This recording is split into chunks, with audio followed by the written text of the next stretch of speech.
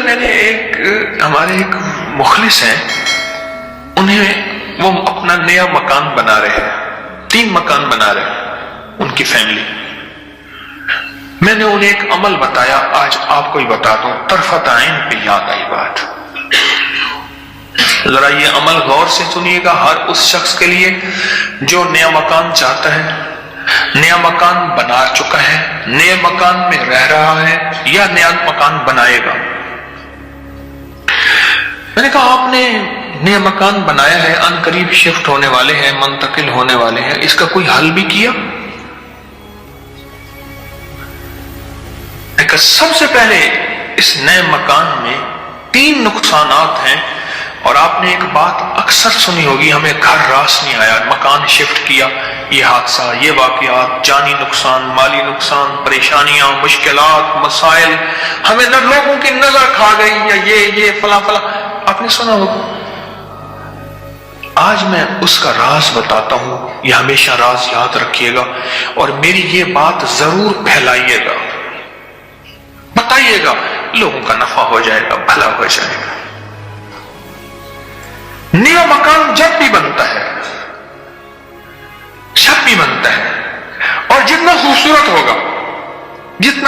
ہوگا، جنات کو بڑا پسند آ جاتا ہے۔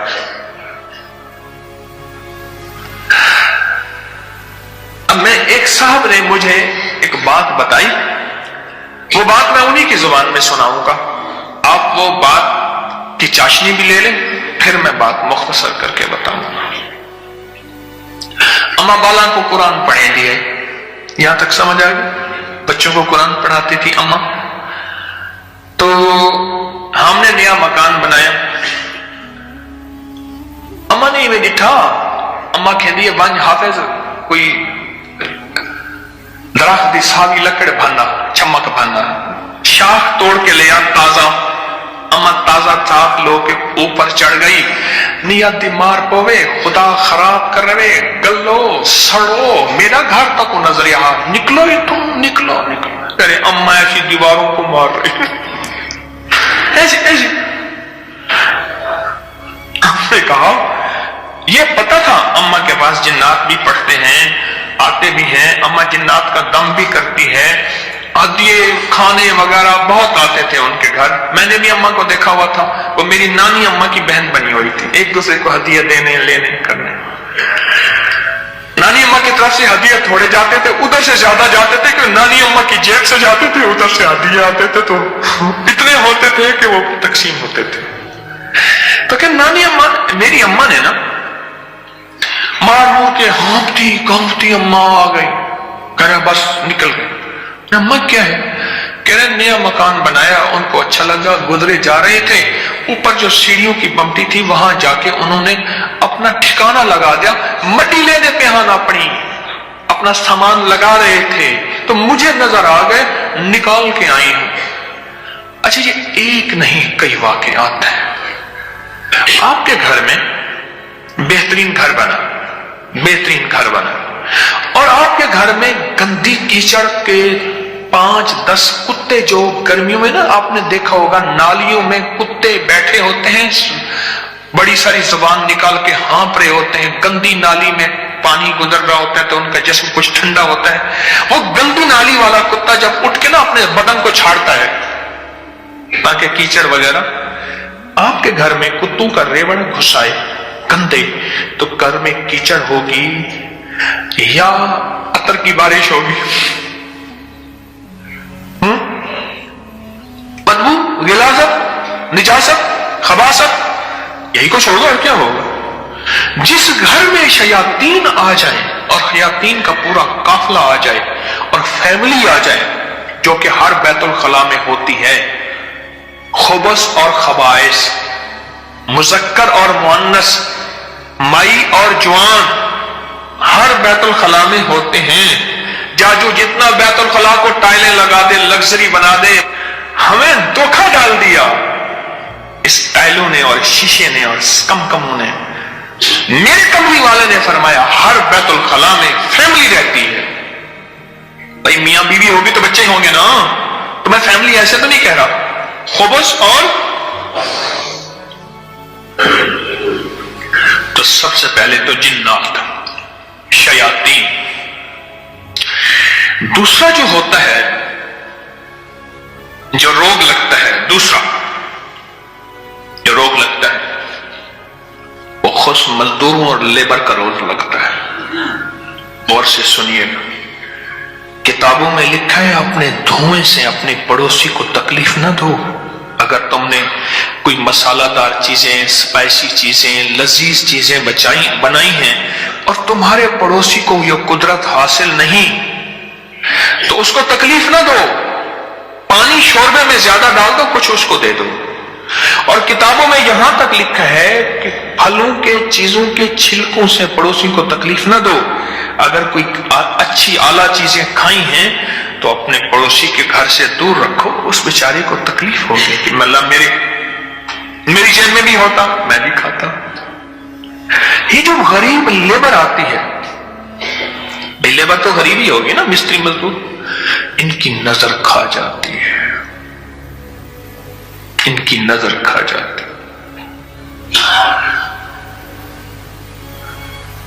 میں نے بکریاں رکھی، 8 بکریاں تو ذبح ہو گئی اور لیبر کھا گئی، 9ویں جو ہے آخر حرام ہو گئی. وہ چھری کے نیچے بھی نہیں آئی. میں نے کہا نکالو یہاں سے بکریاں. 8 تو چھری کے نیچے آئی اور 9ویں جو ہے وہ خود حرام ہو گئی.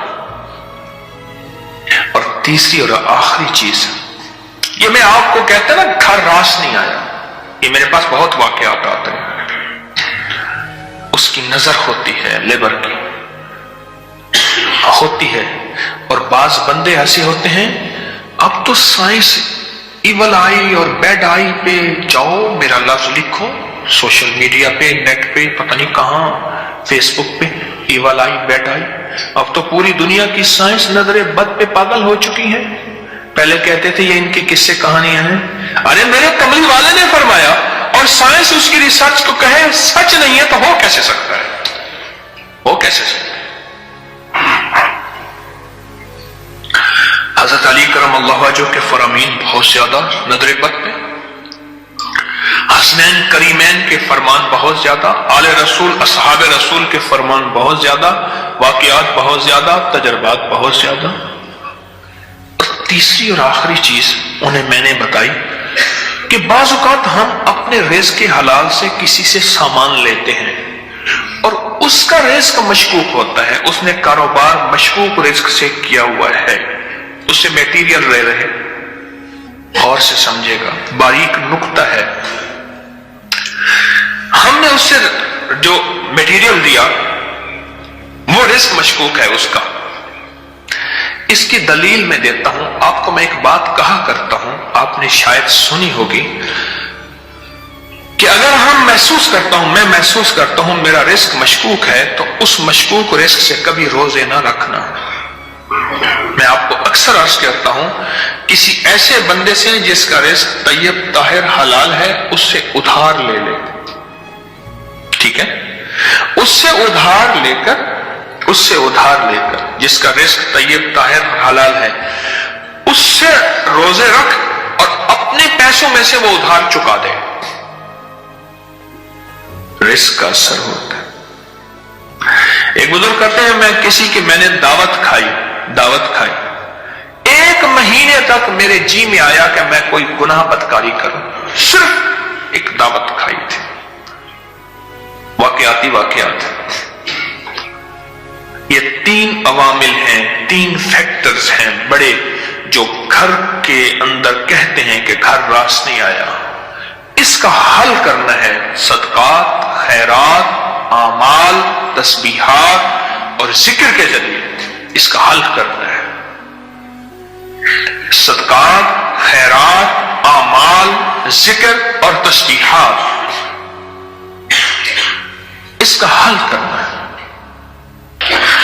اب یہ سنتے جائیے، غور سے سنیے گا، توجہ سے. نئے گھر میں جب بھی داخل ہوں، سب سے پہلے تو یہ سوچیں کہ میں گھر کس رزق سے بنا رہا. یاد رکھیے گا، مشکوک رزق یا اپنے ایسا موضوع چھیڑ دیا کہ اس موضوع کو مجھے کچھ بتانا پڑے گا. سب سے پہلے تو یہ ذہن نشین رکھیے گا، رزق مشکوک کبھی زندگی اور نسلوں میں چین سکون نہیں دے سکتا، کبھی نہیں دے سکتا۔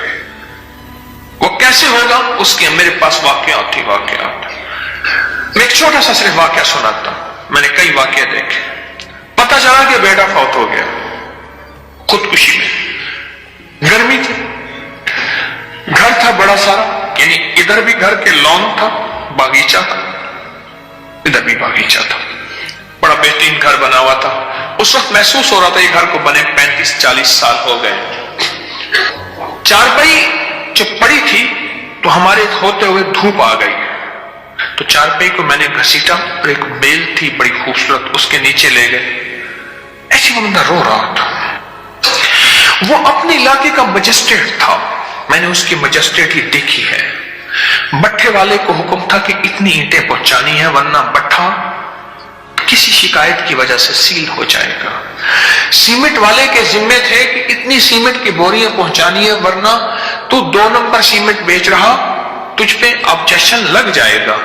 ریت والے، اینٹ والے، ہر میٹیریل والے کے ذمے تھا کہ تو نے پہنچانا ہے، بہترین مکان بنا، بہترین مکان بنا۔ اس گھر میں رہا اور کبھی سکھ کا سانس نہ لے سکا۔ بیوی مر گئی، بیٹا اڑ گیا کہ میں نے ماں کو گھر میں دفن کرنا ہے۔ جو گھر کے پچھلی طرف کا باغیچہ تھا وہاں ماں کی قبر تھی، اور خودکشی مار کے کہنے لگا مجھے ماں کے قدموں میں دفن کرنا ہے۔ 2 قبریں گھر میں بنی ہوئی تھی، بیٹھا ہوا تھا، ریٹائر، مر گیا، اور پھر اس کا کوئی وارث نہیں تھا۔ وہاں پتہ چلا اس شہر میں کہ ہمارے مرشد آئے ہیں، کچھ لوگوں کو بھاگ آئے۔ ایک بابا آیا ریٹائر، تو میں نے کہا بابا جی مرشد بس میرے گھر چلیں، دعا کرتے ہیں، کھانا کھا لیں۔ میں نے کہا کس لیے؟ میری دعائیں ہوں گی۔ میں نے کہا ایک چیز پہ دعا دوں گا کہ اس بابے کی آپ نے خدمت کرنی ہے، تو خود بھی بابا ہے، اس کی خدمت کرنی ہے، اور اس بابے کی موت تک وہ بزرگ بابا، وہ بھی زندہ ہے، اس کی خدمت کرتا رہا اور وہ دعائیں دیتا رہا۔ میرے اپنے چھوڑ گئے کہ حکیم صاحب تو آیا اور کسی کو خدمت پہ چھوڑ گیا کہ میری چارپائی دھوپ پہ پڑی ہوتی تھی، میرے اندر سکت ہی ختم ہو گئی۔ ایک بڑھاپے نے مارا، دوسرا غموں نے مارا۔ بڑا لمبا واقعہ ہے۔ سب سے پہلے رزق کے حلال نسلوں کے لیے راحت ہے، اور دوسری چیز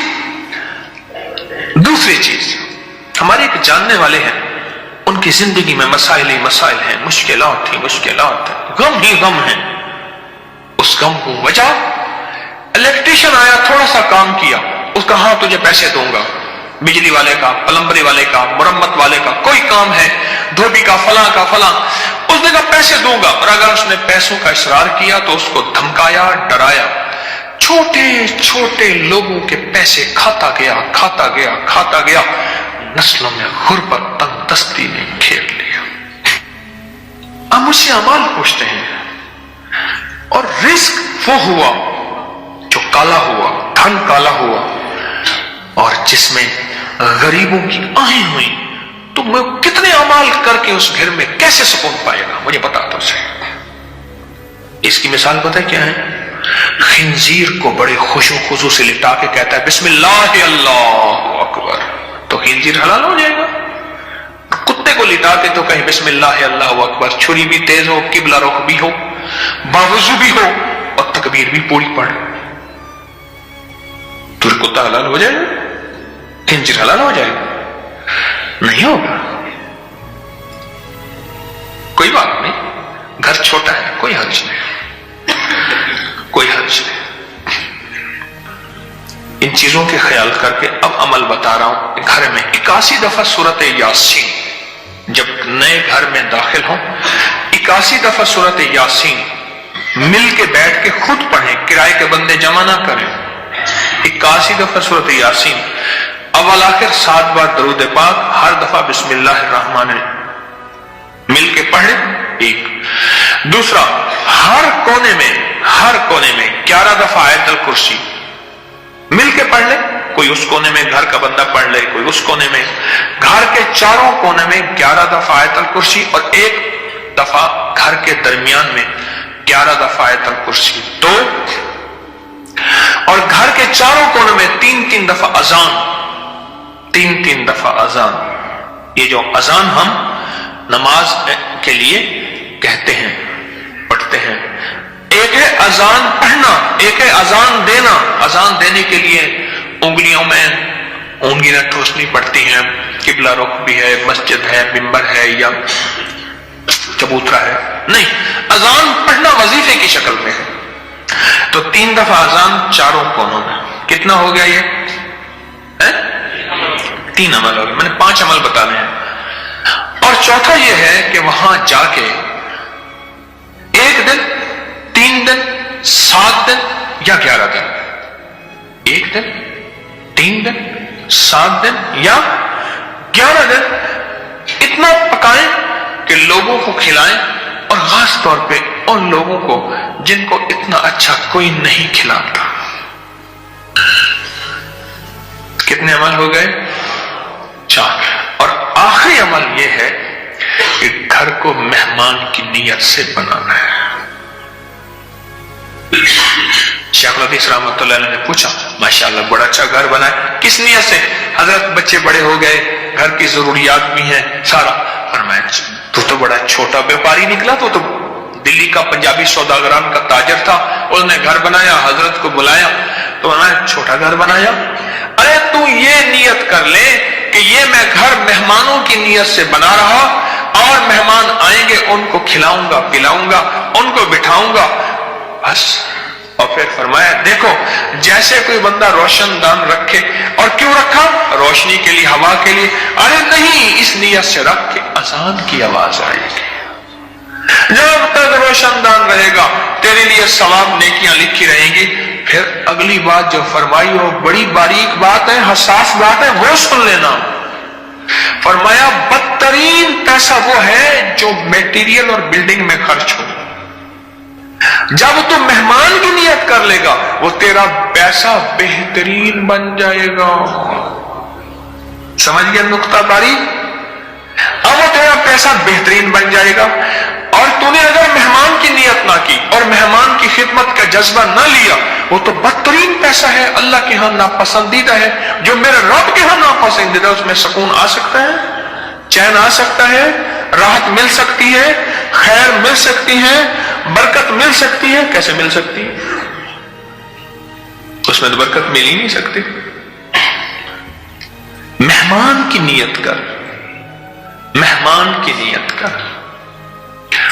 یہ 5 چیزیں ہیں نئے مکان بنانے کے لیے، نفع مند ہے، اور 2 احتیاطیں، ایک اور ایک رزق حرام۔